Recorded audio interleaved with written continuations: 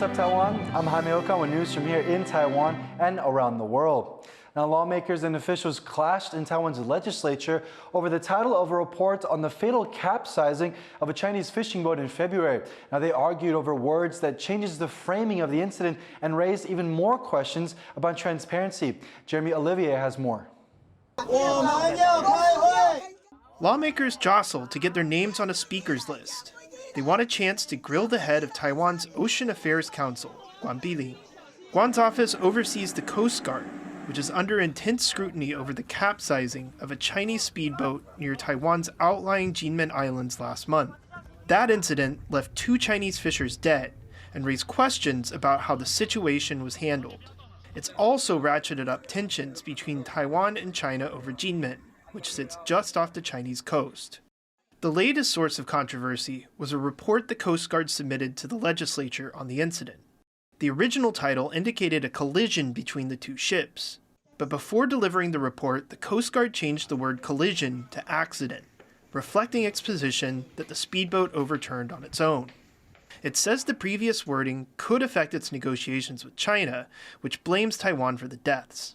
因为这个可能就是一个责任的归属。他说你们自己都这样讲，那你怎么能怪我们？怎么可能没有雷达的航机跟影像？所以刚刚的这些资料全部都交给剪掉了。那如果是他讲的高速这样子垂直撞到他，那他是早就应该退掉了，他退掉了。 Lawmakers also questioned officials over the lack of CCTV or body cam footage from that day, something that's complicated efforts to determine the cause of the fatal capsizing. Officials have pledged to increase surveillance equipment. 海巡兄弟们到底现在有没有1人1台的密录器供他们？好，目前不是这样配备。那不是这样配备的话，其实我认为这就有行政上的。Taiwan's Coast Guard has met with delegates from China 15 times since the incident, but the 2 sides have yet to reach an agreement on how to proceed. Meanwhile, Kinmen prosecutors are carrying out their own investigation. But with no video evidence and conflicting versions of what caused the capsizing, a resolution seems ever further out of reach. Kama Xu and Jeremy Olivier for TaiwanPlus. China's rapid military expansion has rattled senior Japanese officials. こうした中国の軍事動向は我が国と国際社会の深刻な懸念事項であり、我が国及び国際社会の平和と安定を確保し、法の支配に基づく国際秩序を強化する上で、これまでにない最大の戦略的な挑戦であり。 The leader of Japan's cabinet made the comments after China announced a more than 7% increase in military spending. He says the expansion is happening without transparency, affecting the region's stability, and that Japan should respond by strengthening its cooperation with allies. France has made history as it became the first in the world to protect abortion in its constitution. The country's parliament passed the bill by a supermajority on Monday, with 780 in favor and 72 against. The Eiffel Tower lit up to celebrate the legislative achievement. This comes as countries like the US, Hungary, and Poland tighten restrictions on abortion legislation. Abortion has been legal in France since 1975, but the government said it was not doing enough to protect it. Oui, la liberté d'avorter reste en danger, consubstantiellement menacée. Car tout dans notre histoire le prouve. Nos libertés sont par essence menacées, par essence fragiles, par essence à la merci de ceux qui en décident. Et lorsqu'on veut s'en prendre aux libertés d'un peuple, c'est toujours par celle des femmes qu'on commence. The largest financial fraud case in Vietnam's history has started taking trial. Prosecutors allege that real estate tycoon Trong My Lan and her husband, Hong Kong billionaire Eric Chu, scammed more than $12 billion from Vietnam's largest bank. There are 90 other defendants in the case, and some risk the death penalty if convicted. The case comes as a part of a wider anti-corruption campaign sweeping the country. Environmental groups are calling out chip giant TSMC for its high water and electricity consumption as the company builds a new factory in Kaohsiung. Tiffany Wong reports. Under construction and under fire, this is the newest factory of the world's leading chip maker, and environmental groups are calling for TSMC to offset its impact. The site in Taiwan's southern city of Kaohsiung was originally planned to be a 28 nanometer fab, but was upgraded last year to make 2 nanometer chips used in artificial intelligence technology, requiring more water and electricity, and producing more byproducts like wastewater and greenhouse gases. At an environmental impact review, environmental justice advocates called on the chip company to come up with a plan to reduce the new fab's footprint on the environment.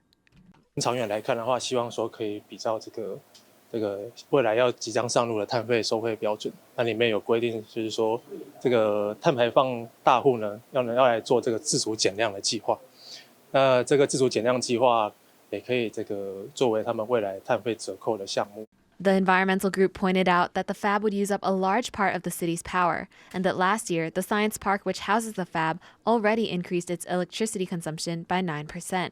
They suggest TSMC invest in renewable energy and install solar panels to offset the fab's environmental impact. But the city government, which is reviewing the project, says TSMC already has plans to use 100% green electricity by 2040. 为了提升绿电使用的比例，以符合净零排放的趋势，这次台积电在环差变更，也把使用绿电的期程往前来提前，包括在2030年就使用绿电达到60%，在2040年就能100%来使用绿电。 The review committee suggested the chipmaker add water and air quality checks to its operations to reduce its effects on the environment. But the giant chipmaker's impact can already be felt in the city, even before it started making chips here. Devin Tsai and Tiffany Wong for TaiwanPlus. A football commentator is calling out Taiwan's Football Association for pressuring athletes on the women's national team to sign unfair contracts. 包括他要去接广告代言，或者是要参与活动，甚至它里面有讲哦，连这些什么演讲他都不行哦，他都不能够去。就有选手说，他觉得这样子会限制到他后来的发展。 The comments come after the women's national team signed new contracts in January that barred them from engaging in promotional activities outside of the Football Association. The athletes were told they could be dropped from the team if they refused the terms. After pushback online, the Football Association said they would void the contracts and draft new copies. There's a popular spot in Taichung where tourists watch the sunset into the Taiwan Strait. But as John Van Trieste reports, more traffic along this stretch of coast is threatening the local land crab population.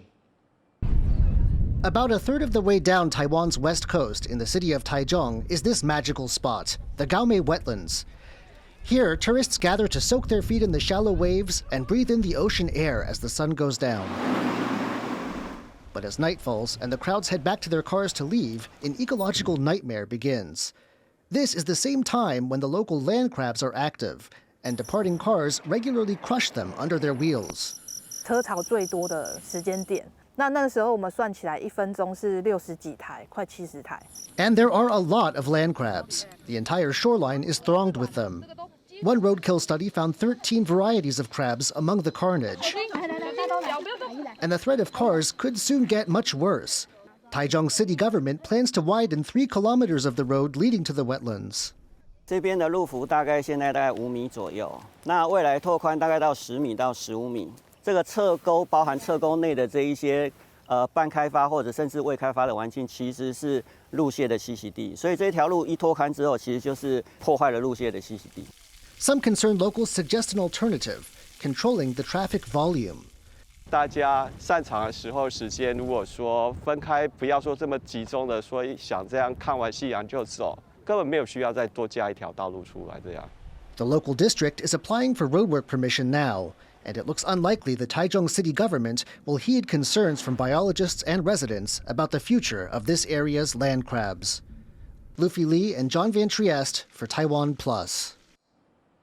Thank you for watching What's Up Taiwan. You can visit the TaiwanPlus website or follow our social media for more stories from Taiwan and around the world. Finally, check out these figure skaters in New York. A nonprofit group has been teaching the sport to African American and biracial girls since the 1990s.